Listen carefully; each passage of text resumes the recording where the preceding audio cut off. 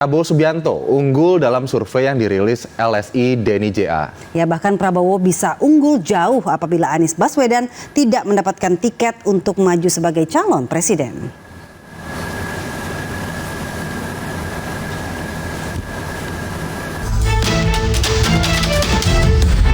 Nah, ini ada lagi survei. Jadi kalau Lingkaran Survei Indonesia Denny.ja merilis hasil survei terbaru untuk pemilu presiden 2024. Dalam survei terbaru secara umum, Ketua Partai Gerindra Prabowo Subianto dinilai akan mudah menang melawan Ganjar Pranowo pada Pilpres 2024. Namun Prabowo bisa unggul apabila Anies Baswedan tidak mendapatkan tiket untuk maju sebagai calon presiden.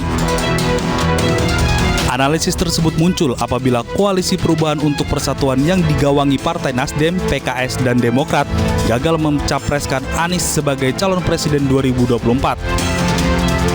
Dalam survei yang diselenggarakan pada 3-14 Mei 2023, Prabowo akan menang apabila head-to-head dengan Ganjar pada pemilu 2024 dengan selisih 7,2%. Elektabilitas Ganjar 43,2% dan sebesar 6,4% menyertakan tidak tahu. Peningkatan elektabilitas Prabowo terjadi saat head-to-head dengan Ganjar, salah satunya karena migrasi pemilih Anies. Mayoritas pendukung Anies akan lebih banyak berpindah ke Prabowo dibanding migrasi ke Ganjar.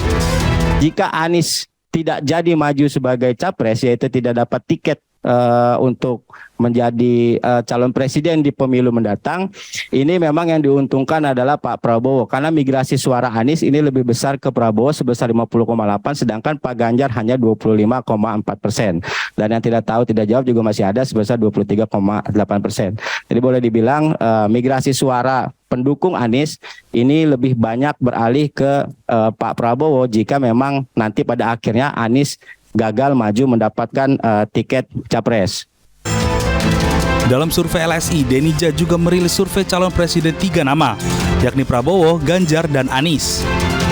Prabowo unggul tipis 33,9%, kemudian Ganjar di angka 31,9%, dan Anies sebesar 20,8%.